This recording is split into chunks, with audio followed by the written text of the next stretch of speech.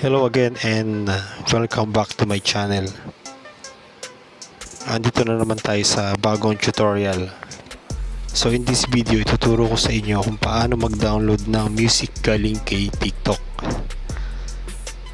Una natin gagawin, punta tayo dito sa TikTok app. Ito dito. Pasok tayo dyan. TikTok.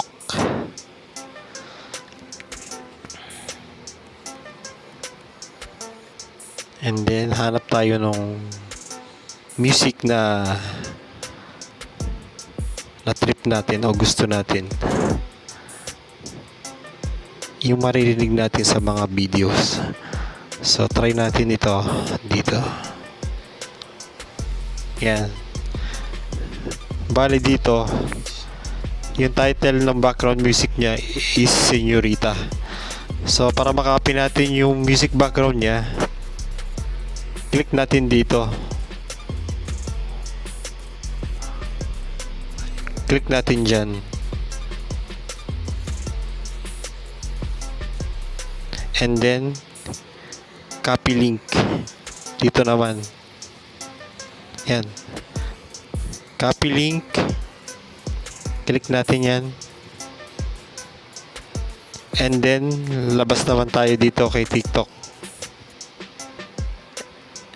And next step is punta naman tayo dito kay Google Chrome. Ito. Yan, click naman natin dyan. Chrome. And then dito naman sa search bar, type naman natin dito yung ttdown.org. And then go natin. And then dito naman tayo mapupunta. Dito naman, dito ipipaste natin yung link na kinopya natin. Dito. Ito. Copy paste natin dito. Ayun, nakopya na yung link ng music background na kinopya natin sa TikTok. And then go natin. Go.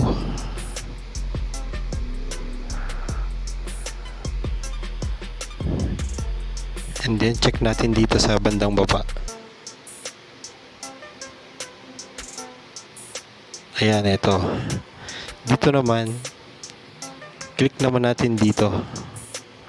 Dito sa may color green na may arrow down.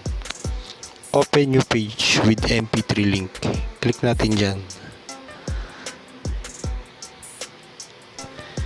And then next is dito din sa bandang baba. Ito, dito naman sa color red na may arrow down. Ayan siya. Click natin dyan. MP3 download link. X natin to. And then dito guys, click nyo naman dito sa may 3 dot sa right side. And then lalabas dyan yung download. Click natin dyan. Eto, and then click natin tong download. Click natin andito yung arrow down. Click natin yung arrow down. And then ayun, dito naman sa bandang baba makikita nyo yung download. Click natin yung download. Ayun, nag-download na siya. And then labas naman tayo dito. Check natin sa file manager or sa music MP3 natin. Kung wala siya dito sa sa music MP3. Check natin dito sa music. I-check natin, wala siya dito.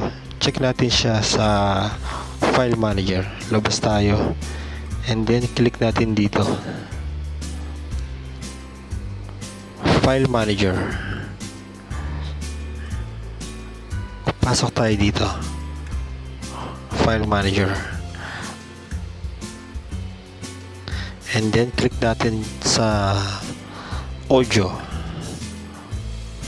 Ito, dito naman siya. Click natin dyan.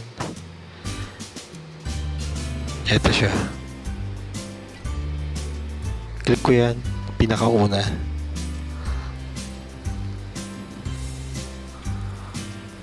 So, ayun guys, nag-download na siya. Sana may natutunan kayo sa tutorial na to.